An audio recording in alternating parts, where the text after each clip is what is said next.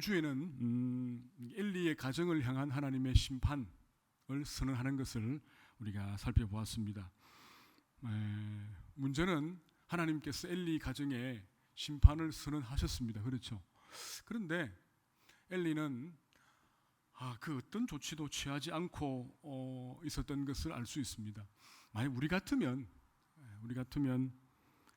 금식을 하고 또 하나님께 나아가서 울고불고 하나님께 기도하고 회개했을 겁니다. 그렇죠? 그렇게 했을 건데 지금 이 엘리는 아버지로서 그 두 아들의 죽음이 바로 눈앞에 있음에도 불구하고 아무것도 하지 않고 있습니다. 그저 가만히 이제 바라보고만 있습니다. 물론 마음에 근심하고 걱정했겠지만 어쨌든 별다른 조치를 취하고 있지는 않습니다. 그러니까 우리가 그 성경 가운데 절대로 닮으면 안 되는 아버지 중에 한 사람이 엘리라고 하는 아버지입니다. 그래서 이 부분들을 우리가 좀 기억할 필요가 있습니다. 자, 이런 상황에서 이제 하나님께서 이제 하나님의 일을 하나씩 진행을 하시죠. 지난번에 보았던 2장 35절에 나를 위하여 충실한 제사장을 일으키겠다 그렇게 말씀하셨지요. 하나님께서 이제 그 일을 하는 것을 보게 됩니다. 자, 오늘 본문 1절 보시면 하나님께서 사무엘을 부르실 때에 그때의 시대적인 상황을 말씀하고 있죠. 이렇게 말합니다. 이 사무엘이 엘리 앞에서 여호와를 섬길 때에는 여호와의 말씀이 희귀하여 이상이 흔히 보이지 않았더라 그렇게 말합니다. 우리가 구약 성경을 가만히 읽으면 하나님께서 하나님 당신의 뜻을 이렇게 보여주시는 방법이 여러 가지가 있는데 가장 일반적인 방법은 하나님이 선택한 그 선지자를 통하여 하나님께서 말씀을 주시는 경우가 대부분입니다. 그렇죠? 그 선지자에게 하나님 말씀을 주시고 선지자는 그 말씀을 받고 백성들에게 이제 선포하는 형식으로 되어 있고, 또 한 가지는 우리가 예레미야나 에스겔처럼 이렇게 하나님께서 환상을 보여주셔서 하나님의 뜻을 보여주는 경우가 있습니다. 자, 그런데 오늘 이 1절 말씀에 보면 지금 이 시대에는 여호와의 말씀이 희귀하여 이상이 보이지 않았다. 말씀도 희귀하고 이상도 보이지 않았다라고 하는 겁니다. 다시 말하면 하나님께서 말씀하지 않았다는 겁니다. 여기 나오는 이상이라고 하는 것은 우리가 아는 환상을 가리키거든요. 그러니까 말씀이나 환상이나 하나님의 뜻을 전달하는 도구지요, 도구인데 하나님께서 거의 말씀하지 않았다는 겁니다. 보여주지도 않았습니다. 다시 말하면 하나님이 침묵하셨다는 거죠. 자, 여러분, 왜 하나님께서 그 시대에 하나님이 침묵했을까요? 왜 아무 말씀도 안 했을까요? 왜 아무것도 보여주지 않았지요? 생각을 해보십시오. 왜 그런지. 아마 그건 그 시대가 하나님 앞에 불순종하고 또 온갖 우상을 섬기는 패역한 시대였기 때문에 그렇습니다. 지금 이 시대가 사사기 마지막 시대거든요.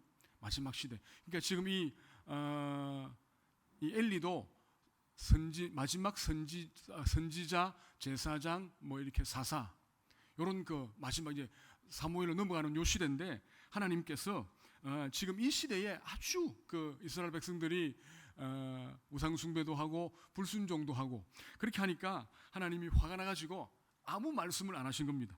그렇죠? 우리도 종종 사실 화가 나면 입을 꾹 다물지 않습니까? 화가 나면 소리를 크게 하는 경우도 있지만 또 어떤 경우에는 그냥 막 입을 다무는 경우도 있는데 지금 이 부분은 하나님이 입을 다물고 있습니다. 하나님이 말씀 안 하시는 거예요. 여러분, 하나님의 말씀과 계시가 없으면 어떻게 되지요? 참 어렵습니다. 하나님 백성들이 살기가 어렵습니다. 어떻게 해야 할지를 모릅니다. 갈피를 잡지 못하는, 그래서 더 공고한 그런 삶을 살 수밖에 없는 그런 시대가 바로 지금 이 시대입니다. 여러분, 우리도 사실은 우리가 바쁘다는 핑계를 대고 여러 가지 분주하기 때문에 주일 예배도 잘 드리지 않고 또 말씀 생활과 기도 생활을 소홀히 하면 영적으로 메마른 것을 우리가 많이 경험을 합니다. 그죠? 굉장히 무서운 일이지요. 우리 육적으로 먹지 않아 가지고 배고픈 것, 그것도 참 큰 고통이지만 실제로 영적인 목마름은 더 큰 고통 아니겠습니까? 영적인 목마름은 너무 더 큰 고통이군요. 그런데 문제는 뭐냐면 이런 그 영적인 메마름이 너무 자주 또 너무 오랫동안 계속 반복되면 사실은 그래서 하나님 말씀을 받지 못하고 하나님과 교제하지 못하면 이것이 습관화되어 버리거든요. 그죠? 습관적인. 그러니까 집에 먹을 것이 없어가지고 습관적으로 굶는 것처럼 습관적으로 하나님 말씀을 듣지 않고 또 하나님과 교제하지 않으면 사실은 굉장히 무력한 사람이 됩니다. 우리가 먹어야 할 그 음식을 잘 먹지 않으면 힘을 쓸 수가 없지 않습니까? 마찬가지로 우리가 받아야 할 하나님의 말씀과 하나님과의 교제를 하지 않으면 그렇죠? 우리가 영적으로 아주 힘이 없는 무력한 그런 하나님의 백성으로 살아갈 수가 있습니다. 그러면 하나님 맡긴 사명을 제대로 감당할 수가 없지 않습니까? 그렇죠? 그러니까 우리가 제일 중요한 게 뭐냐면 우리가 언제나 항상 하나님 말씀으로 우리의 삶이 가득 차 있어야 되고, 그렇죠? 하나님과의 교제가 풍성한 삶을 누리는 것이 정말 필요합니다. 그러니까 우리가 매일매일 먹는 그 밥이 중요한 것처럼 매일매일 읽는 하나님 말씀이 중요하지요. 매일매일 몇 시간 조금이라도 늘 하나님과 교제하는 그 삶을 가볍게 보시면 안 됩니다. 그렇죠? 늘 충실하게 말씀을 보는 습관, 늘 하나님과 기도하는 습관, 이 습관이 굉장히 중요합니다. 이것이 우리가 능력 있는 삶을 살게 하는 비결인데 지금 이 부분이 그렇습니다. 자, 이 부분 그 당시의 삶의 모습을 보여주는 부분이 뭐냐면 또 2절에 보면 2절 말씀입니다. 자, 지금 그 당시 엘리가 뭘 하느냐면은 그 실로의 성막을 주건합니다. 모든 제사를 주건하는 아주 중요한 일을 하고 있는데, 자, 2절 보면은 엘리의 눈이 점점 어두워 가서 잘 보이지 못하는 그때에 그가 자기 처소에 누워 있다. 그렇게 말씀합니다. 자, 여러분, 우리가 이 말씀을 가만히 1절 말씀을 보고 2절 말씀 보면은 이것이 연결되는 것을 볼 수가 있지요. 그렇습니다. 하나님 말씀이 이제 잘 들려지지 않기 때문에 모든 사람들의 영적인 상태가 다 이렇게 무력화되어 있는 것을 볼 수가 있습니다. 지금 엘리는요, 그 당시 이스라엘 백성들의 영적인 아버지거든요. 아버지인데 이 영적인 아버지의 상태가 눈이 점점 어두워가고 잘 보지 못했고 처소에 누워 있는 뭐지요? 무능한 그리고 소망이 없는, 그리고요 캄캄한 영적 어두움의 상태에 지금 엘리가 빠져있다 라고 하는 것을 볼 수 있습니다. 어쩌면 이 상태가 이스라엘 백성들의 영적인 상태를 그대로 보여준다, 그렇게 볼 수 있겠지요. 이 엘리를 보면서 그렇구나, 이것이 이스라엘 백성들의 상태를 엘리를 통하여 하나님이 우리에게 보여주시구나 라고 하는 것을 알 수 있습니다. 그런데 여기서 그치는 것이 아니고 3절 보시면 아주 중요한 그 말씀을 우리에게 하고 있죠. 자, 3절 보면은 하나님의 등불은 아직 끄지지 아니하였으며 그렇게 말합니다. 자, 지금 엘리를 비롯한 이스라엘 백성들의 전체의 영적인 상태는요 어두움이었습니다. 그죠? 소망이 없습니다. 캄캄합니다. 그런데 그 가운데에서도 하나님께서 아주 작은 소망의 빛을 보여주고 있는 것을 보게 됩니다. 그죠? 3절 말씀 아닙니까? 하나님의 등불은 아직 꺼지지 아니하였다는 겁니다. 하나님의 등불 꺼지지 않고 또 사무엘은 하나님의 전에 누워 있었다라고 이제 하는 말씀을 하고 있습니다. 자, 하나님의 등불, 이 하나님의 등불은 뭐냐면 성막 안에 있는 7 그 가지로 있는 금촛대를 가리키겠죠. 금촛대입니다. 금촛대에 켜 있는 그 불은 꺼지지 않았다라고 하는 말인데, 이건 우리가 그냥 읽어도 이 부분은 이스라엘의 영적인 상태는 많이 다운되어 있고 소망이 없지만 그래도 완전하게 그 소망이 사라지지는 않았구나라고 하는 것을 보여주는 것입니다. 그렇죠? 그걸 이제 비유적으로 하나님이 보여주고 있는데, 그러면서 동시에 그 성막을 떠나지 않는 한 사람 사무엘이 있다는 것을 우리에게 말씀하고 있습니다. 그러니까 뭔가 캄캄함 중에 작은 등불이 이제 비치는 것을 볼 수가 있습니다. 그렇죠? 그러니까 하나님께서 이제 캄캄한 가운데 소망을 줄 수 없었던 그 엘리라고 하는 그 한 사람 대신에 이제는 새로운 빛을 비추는 한 사람을 하나님께서 부르고 있는 장면이 오늘 우리가 읽은 이 장면이죠. 오늘 이 부분입니다. 자, 지금 방금 제가 말씀드린 대로 이 사무엘은 하나님의 언약의 상징인 이 등불과 언약궤가 있는 그 하나님의 전에 누워 있습니다. 거기서 잠을 자고 있죠. 그러니까 엘리와는 좀 대조적인 걸 이렇게 보여주고 있습니다. 그렇죠? 보여주고 있습니다. 자, 그래서 하나님께서 이제 모세를 부르듯이 사무엘을 부르고 있습니다. 자, 그런데 하나님이 사무엘을 불렀습니다. 사무엘아, 사무엘아. 그런데 사무엘은 하나님의 목소리를 알아듣지를 못한 겁니다. 그래서 엘리가 불렀다고 여기고 엘리에게 막 갔지요. 그죠? 그 7절 보시면 그 부분이 있습니다. 그죠? 사무엘이 아직 여호와를 알지 못하고 여호와의 말씀도 아직 그에게 나타나지 아니한 때라. 그 제대로 하나님 말씀이 이제 주어지지 않기 때문에 사무엘이 한 번도 하나님의 음성을 들어본 적이 없거든요. 그러니까 당연히 그것이 하나님의 음성인지 아닌지를 알 수가 없는 겁니다. 그래서 엘리에게 가서 당신이 나를 불렀습니까? 라고 묻습니다. 그러니까 엘리가 볼 때에 이건 하나님께서 저 사무엘을 부르고 있는 것이구나 라고 하는 것을 이제 알고는요, 이제 하나님이 부르시면 뭐라고요? 하나님, 제가 여기 있습니다, 말씀하십시오 라고 대답을 하라고 그렇게 이제 말을 합니다. 드디어 하나님께서 네 번째 사무엘을 부르고 있습니다. 그러니까 하나님의 그 행동도 굉장히 이제 집요합니다. 그렇죠? 한번 하나님이 이제 부르시면 하나님이 계속 부르시는 거예요. 계속 부릅니다. 네 번째 불렀을 때 드디어 사무엘이 이제 말씀하옵소서, 주의 종이 듣겠습니다 라고 하나님 앞에 무릎을 꿇는 것을 이제 보게 됩니다. 자, 이제 사무엘이 하나님 앞에 무릎을 꿇었습니다. 꿇었을 때 하나님께서 뭘 합니까? 뭘 하냐면은 하나님께서 다시 엘리 집에 대한 심판을 선언하십니다. 그렇죠?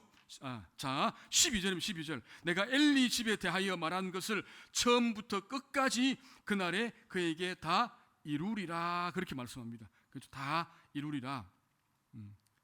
그러니까 하나님께서 이제 내가 앞에서 하나님이 말씀하신, 하나님의 사람을 통하여 말씀하신 그것을 내가 다 이루겠다, 내가 한 말은 절대 땅에 떨어지지 않는다라고 하는 것을 보여주지요. 그러니까 하나님의 말씀을, 하나님의 예언을 누구도 막을 수 없습니다. 그렇죠? 아무도 막을 수 없습니다. 하나님이 말씀하시면, 하나님이 개입하시면 막을 수가 없습니다. 그러니까 우리가 하나님 말씀에 대해서 사실은요, 굉장히 두려운 마음으로 말씀을 대할 필요가 있다는 것을 우리가 알 수 있습니다. 우리 너무 하나님 말씀을 뭐 성경이 여기 있고 저기 있고 또 뭐 들리는 말씀도 많기 때문에 그냥 듣는데, 실제로 우리에게 주시는 하나님 말씀은 굉장한 무게를 가지고 있다라고 하는 것을 기억하시고, 하나님 말씀 앞에서 이렇게 진지하게 두려운 마음으로 하나님 말씀을 받을 필요가 있다는 사실도 여러분 꼭 기억하시기 바랍니다. 자, 이제 하나님께서 13절에 보니까 하나님께서 왜 엘리의 집에 대해서 심판하느냐, 반대로 말하면 왜 엘리의 집이 하나님의 그 무서운 심판을 받게 되느냐라고 하는 것을 이제 말씀을 하고 있습니다. 자, 우리 13절 말씀, 자 13절 말씀을 같이 읽도록 그렇게 하겠습니다. 내가 그의 집을 영원토록 심판하겠다고 그에게 말한 것은 그가 아는 죄악 때문이니, 이는 그가 자기의 아들들이 저주를 자청하되 금하지 아니하였음이니라. 아멘. 이 부분이 굉장히 중요한, 굉장히 무서운 그런 말이기도 합니다. 이건 뭐냐면 하나님께서 이 엘리의 집에 심판하는 이유는 뭐라고요? 뭐냐면요, 엘리 가정에 있는 그 죄악 때문이다라고 하는, 죄악 때문. 중요한 건 뭐냐면 엘리가 그것을 알고 있다는 거예요. 중요한 건 뭐냐? 엘리가 그것을 알고 있다. 그죠? 알고 있다. 알고 있는데 엘리의 두 아들이 저지른 그 죄악과 그것들을 알고도 뭐 했다고요? 이 보니까 금하지 않았다는 거예요. 알고 있는데 그 죄를 막지 않았다는 겁니다. 이 부분, 그러니까 사실은 굉장히 이 부분 보면 좀 답답하고 어리석은 부분이 있습니다. 그죠? 지금 엘리의 자기 두 아들이 어떤 행위를 했는지 알고 있습니다. 그렇죠? 알고 있어요. 그런데 그걸 이제 금하지 않았다라고 이야기하는데, 여기 보면 중요한 부분이 또 하나 있습니다. 그건 이는 그가 자기 아들들이 저주를 자청하되 그랬습니다. 이 말은 조금만 더 정확하게 말하면 자기 아들들이 그것들을 하찮게 여겼다 이 말입니다. 그러니까 엘리의 두 아들은 자기들이 행하는 그 일이 얼마나 무서운 죄악인지를 알지 못하고 아주 가볍게 여긴 겁니다. 그게 아무것도 아니야. 뭐 우리 아버지가 제사장인데 뭐 그 정도 할 수 있지. 그렇게 여겼다는 그 이야기입니다. 자, 질문 하나 드리겠습니다. 왜 엘리의 두 아들은 자기들이 저지른 그 일들이 그렇게 중요하고 그렇게 엄중한 일인지 왜 몰랐을까요? 왜 그 일들을 가볍게 여겼을까요? 생각을 해보십시오. 여러분 왜 그랬을까요? 엘리의 두 아들이. 그건 기본적으로 그 죄가 얼마나 큰 죄인지를 엘리가 그 아들들에게 가르쳐주지 않았다는 그죠? 책망하지 않았다는 거예요. 맞죠? 가르쳐주지 않고 책망하지 않았습니다. 그러니까 엘리는요, 제사장이 하나님께 드리는 그 제물을 함부로 건드리는 것이 얼마나 큰 죄인지, 하나님을 멸시하는 죄인지를 가르쳐주지 않았고 지적하지 않았습니다. 아들들아, 그건 큰 죄야. 그건 하나님을 멸시하는 죄야. 그 죄를 지으면 하나님의 큰 심판이 있으라고 책망하지 않았다는 거예요. 또 그 성막문에서 이제 일하는 그 사람들과 엄란한 행위를 하는 것이 얼마나 더럽고 추하고 하나님을 화나게 하는 일인지에 대해서도 책망하지 않았던 겁니다. 그리고는요, 그 죄를 반복하도록 지도하지도 않았다. 반복하여 짓지 않도록 하는 그 부분에 대해서 지도하지 않았다는 거죠. 그러니까 자기 아버지가 그 문제에 대해서 심각하게 여기지 않기 때문에 이 아들들은 그걸 인식하지 못한 거예요. 그러니까 자꾸 그 죄를, 같은 죄를 반복하여 짓고 있는, 결국은요 여기까지 온 겁니다. 그렇죠? 여러분, 우리가 이 엘리의 이 모습을 보면서 이건 참 엘리가 잘못했구나라고 단순하게 여기면 안 됩니다. 어쩌면요, 오늘 이 시대를 살고 있는, 이 패역한 시대를 살고 있는, 그래서 우리가 부모로 살고 있는 우리가 오늘 어떻게 이 똑같은 잘못을 저지르고 있지 않는가라고 하는 생각을 해볼 필요가 있습니다. 혹 우리의 자녀들이나 우리의 자손들이 주의를 지키지 않고 11조를 떼먹고 거짓말하고 온갖 악한 죄를 짓고 다닐 때에, 그죠? 그것이 진짜 하나님 앞에서 큰 범죄야, 하나님을 분노하게 하는 죄야 라고 우리가 얼마나 말을 했는가 하는 거죠. 얼마나 야단치면서 책망했는가라고 하는 거죠. 그리고 그 일을 멈추고 회개하도록 우리가 바르게 지도했느냐라고 하는 부분을 한번 생각해 볼 필요가 있습니다. 우리가 야단을 치지 않았다, 그 말이 아닙니다. 야단을 칩니다. 치는데 한두 번 치다가 이제 많은 거죠. 교회 나가가지고 뭐 학생부 예배 때 또는 청년부에서 목사님이 막 그냥 말씀하면 듣고 회개하겠지라고 하고 생각을 하고 있는 겁니다. 그런데 결국은요, 그런 죄가 쌓이면요, 그 무엇으로도 막지 못하는 엄청난 심판을 자초하게 된다는 것을 우리가 기억할 필요가 있습니다. 그래서 하나님께서 이 엘리의 두 아들의 죄는 어떤 예물로도 어떤 제물로도 절대로 용서받을 수 없는 일이다라고 하는 것을 말씀해 주신 것입니다. 지난주에 말씀드렸을 때 지금 이 엘리의 두 아들이 앞으로 죽게 되는데 그 죽음의 책임은 누구 책임입니까? 아버지 책임이에요. 사실 아버지 책임. 그죠? 아버지가 아들을 죽였다라고 말할 수 있습니다. 그죠?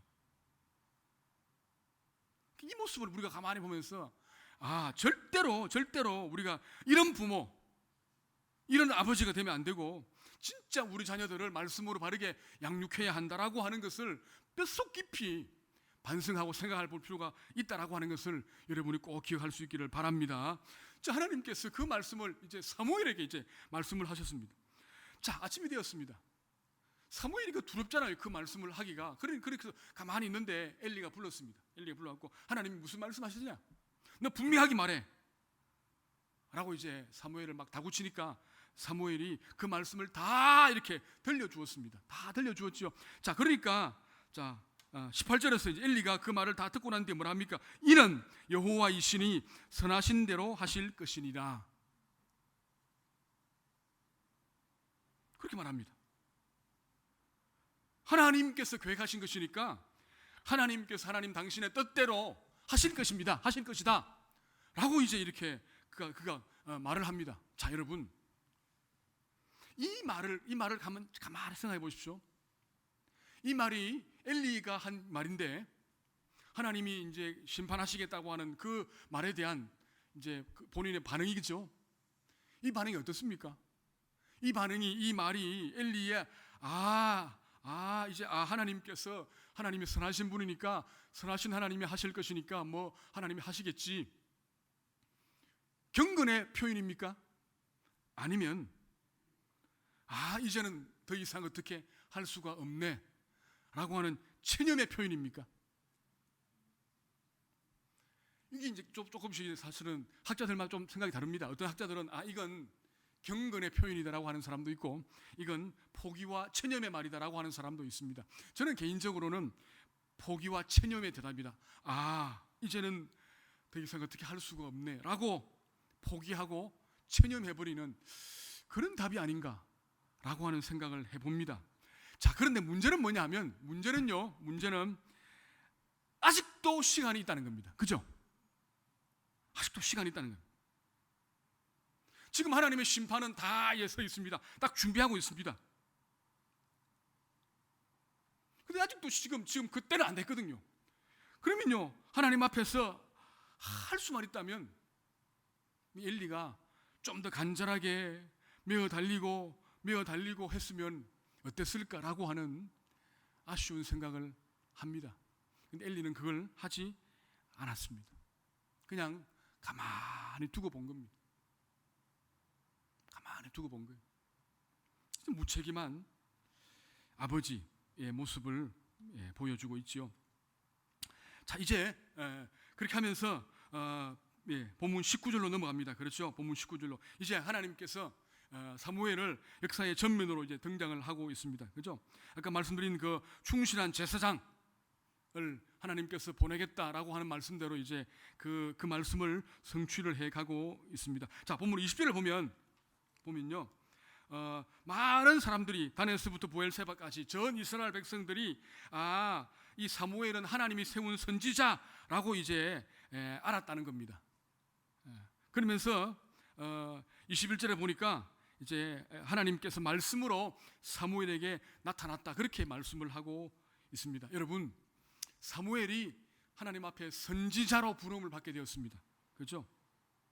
어떻게 말입니까? 어떻게 사무엘이 하나님 앞에 선지자가 되었습니까? 그 부분이 오늘 우리가 본 19절 말씀에 있습니다. 19절 말씀. 자, 우리 19절 말씀 한번 같이 읽도록 그렇게 하겠습니다. 19절입니다. 사무엘이 자라매 여호와께서 그와 함께 계셔서 그의 말이 하나도 땅에 떨어지지 않게 하시니 아멘. 자, 하나님께서 사무엘을 선지자로 또 사사로 제사장으로 부르셨습니다. 부르는데 어떻게 불렀는가라고 하는 것이었습니다. 어떤 방식으로?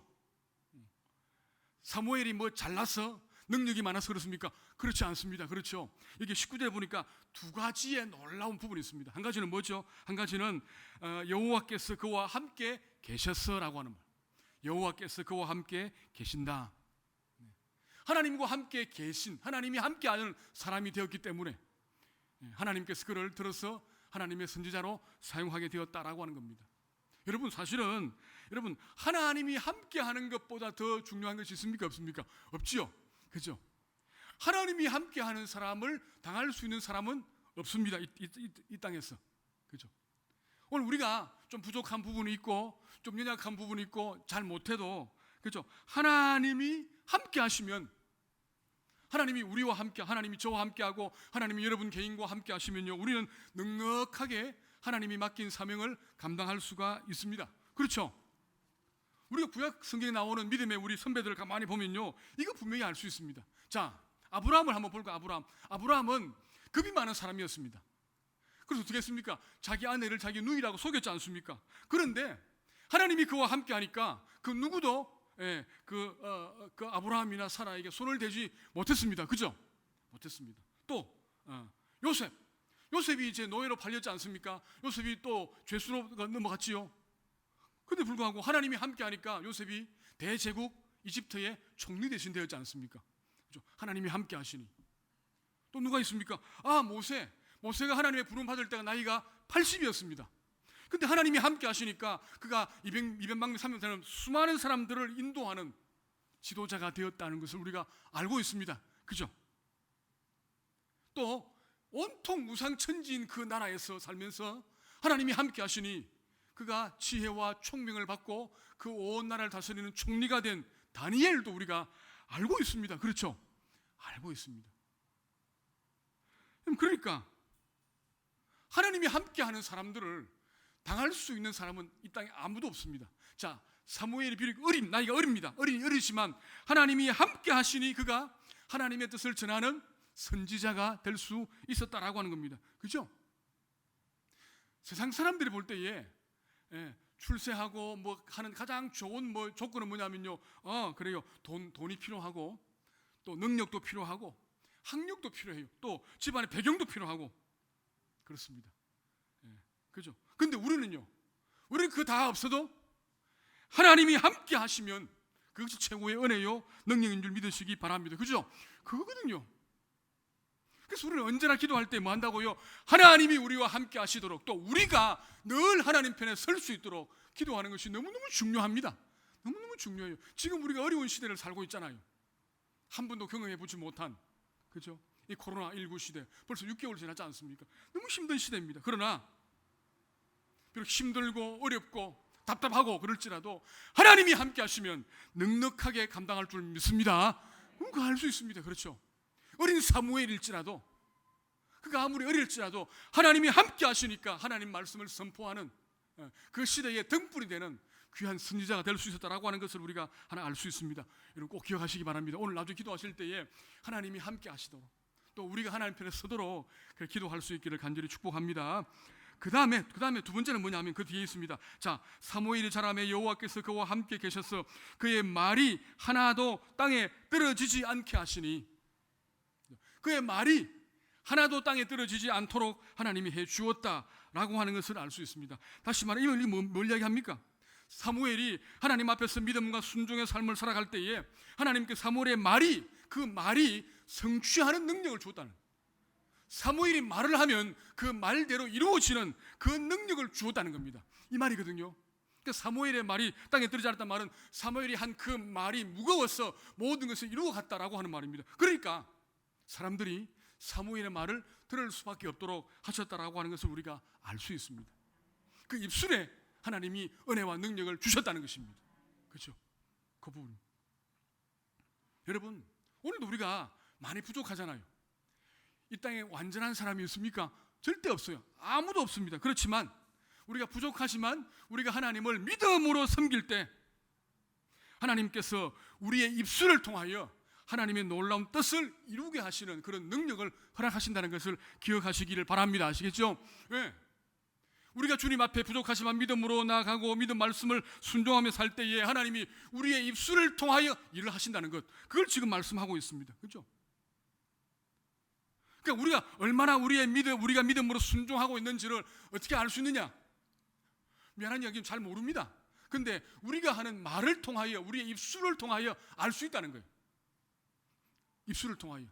우리 입술에서 나오는 그 말이 우리의 현재의 믿음의 상태를 보여준다, 그렇게 말할 수 있습니다. 그건 그죠? 그래서 우리가 우리의 입술을 잘 지키는 것이 이런 필요해요. 우리의 입술이 우리의 믿음을 보여줍니다. 우리 입술이, 그죠? 여러분, 우리의 입술에 불평과 불만과 이런 것들이 가득 차 있다면 무슨 말입니까? 우리의 믿음 상태가 그리 좋지 않다는 말입니다. 그렇겠죠? 그렇습니다. 그죠? 반대로 우리가 힘들고 어려운 상황 중에도 늘 하나님을 찬양하고 힘든 사람들을 위로하고 격려하고 축복하고 그렇게 말을 하며 살아간다면요, 우리의 믿음이 그래도 하나님 앞에 온전한 믿음, 능력 있는 믿음으로 지금 살아가고 있다는 것을 반증하고 있다는 것입니다. 아시겠지요?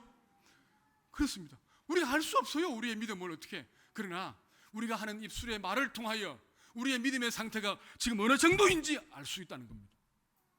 말이 중요해요. 그러니까 말이, 아시겠지요? 말이 중요합니다. 여러분, 그렇기 때문에 여러분, 말을 바르게 온전하게 하는 것이 필요해요. 우리의 상황을 보면 힘들잖아요. 힘들면 뭐가 나오죠? 불평 나오거든요. 그 모든 사람들이 똑같습니다. 믿음이 없는 사람들은요, 상황을 보면서 불평할 수밖에 없습니다. 그러니까 믿음 있는 사람들은요, 그 상황 너머에 계시는 하나님을 보기 때문에 불평하지 않습니다. 하나님을 바라보며 의지하며 묵묵히 기도하는 삶을 살아가거든요. 그게 다른 점 아니겠습니까? 그 부분입니다. 지금 하나님께서 사무엘에게 그 말의 권세를 주셨다라고 말하고 있거든요. 말하고, 예, 그죠? 네. 말의 권세. 그 말이 땅에 떨어지지 않도록 해주었다는 겁니다. 그건요, 사무엘이 언제나 하나님 앞에서 하나님 말씀에 순종하고 하나님 앞에서 믿음으로 살았다는 그 증거가 되거든요. 그렇죠? 그래서 우리도 조금 더, 지금도 여러분 잘하고 있죠, 조금 더 겸손하게 하나님 말씀으로 다가가고 말씀과 믿음과 순종의 삶을 살아간다면 우리의 입술의 능력도 이 사무엘처럼 더 온전하게 될 줄 확신합니다. 그렇죠? 여러분, 아까 말씀했다시피 지금 이 엘리의 시대는 하나님의 말씀이 희귀한 시대였습니다. 하나님 말씀하지 않는 시대였습니다. 왜 그랬습니까? 예, 사람들이 하나님 말씀을 무시하고 하나님 말씀에 불순종하며 살았기 때문입니다. 그래서 하나님께서 아예 말씀을 하지 않고 침묵해버린 겁니다. 여러분, 우리가 하나님 앞에서 하나님 말씀을 무시하고 불순종하면서 죄를 지으며 살아갈 때에도 하나님 마찬가지입니다. 하나님 우리에 대해서도 하나님께서 딱 입을 막아버리십니다. 그렇죠? 여러분, 우리가 죄를 지으면 하나님 말씀을 제대로 들을 수 없지 않습니까? 들을 수 없습니다. 교회적으로도 그렇고 개인적으로도 마찬가지입니다. 그렇죠? 여러분, 우리 그리스도인들에게 하나님의 말씀이 주어지지 않는다, 예수님 말씀이 제대로 주어지지 않는다는 건요, 진짜 고통입니다. 그렇죠? 고통입니다. 그러니까 우리는 뭐냐면요, 언제든지 하나님의 말씀을 받아야 돼요. 언제든지 설교를 통해서, 우리가 말씀 봉독을 통해서, 성경 읽기를 통해서, 묵상을 통해서, 기도를 통해서 언제나 말씀하시는 하나님의 음성을 들어야 돼요. 들어야 됩니다. 그렇죠? 근데 만약 우리 마음에 악한 마음과 탐욕이 있고 죄악이 있다면요, 하나님은 우리에 대해서 우리 입을 막아버리실 것입니다. 우리에게 말씀을 주시지 않는다는 겁니다. 그렇죠? 그렇게 하셔야 돼요. 우리가 비록 부족하고 연약할지라도 우리 하나님 앞에 겸손하게 은혜를 구해야 합니다. 그렇죠? 겸손하게 은혜를 구할 때 하나님 뭐 하신다고요? 하나님 우리에게 말씀하신다는 것이죠. 말씀하신다는 것. 그렇죠? 그러니까 어떤 경우에도 우리 엘리처럼 살아서는 안 된다는 거예요. 절대로. 아시겠죠? 엘리 같은 목사, 엘리 같은 아버지, 엘리 같은 교회 일꾼 된다면요, 하나님의 심판과 책망을 받게 된다는 거예요. 그렇죠? 엘리를 보면서 우리를 볼 필요가 있습니다. 그렇죠? 사무엘을 보면서 우리가 어떻게 살아야 할지에 대한 것들을 받을 수가 있습니다. 여러분, 결론적으로 우리가 하나님을 바라봅니다. 늘. 그죠? 하나님 바라보고 하나님 말씀을 이제 바라봅니다. 어떤 마음으로요? 겸손한 마음으로. 하나님이 말씀하지 않으면 저는 굶어 죽습니다라고 하는, 그죠? 하나님이 저에게 말씀 주시지 않으면 저는요 목말라 죽습니다라고 하는 그 간절한 마음을 가지고 하나님을 대할 필요가 있다는 거죠. 그렇죠? 그러면 우리가 아무리 부족하고 연약하고 가난하고 보잘것이 없어도 하나님은 우리와 함께 하실 것입니다. 그죠? 하나님이 함께 하면 되지 않습니까? 그죠? 우리가 비록 부자로 살지 못해도, 큰 명예가 없어도, 우리가 건강하지 않아도 하나님이 함께 하시면요, 하나님이 함께 하시면 그게 가장 복된 삶 아니겠습니까? 그죠? 이번 한 주 어떻게 살 것이냐? 하나님이 함께하는 삶을 살 수 있기를 바랍니다. 그죠? 남은 우리 이제 주일 올 때까지 그 남은 시간 동안요, 겸손하게 하나님 말씀을 읽고 하나님 말씀을 받고 하나님 말씀을 순종하고 또 하나님과 교제하면서 늘 하나님 안에서 살아가는 것입니다. 물론 여건이나 환경이나 상황은 그대로 있을지라도, 더 안 좋아질지라도 그분 한 분 하나님 바라보면서 넉넉하게 믿음으로 승리할 수 있는 오늘 저와 여러분 다 될 수 있기를 주님의 이름으로 축복합니다. 우리 이 시간 함께 기도하겠습니다.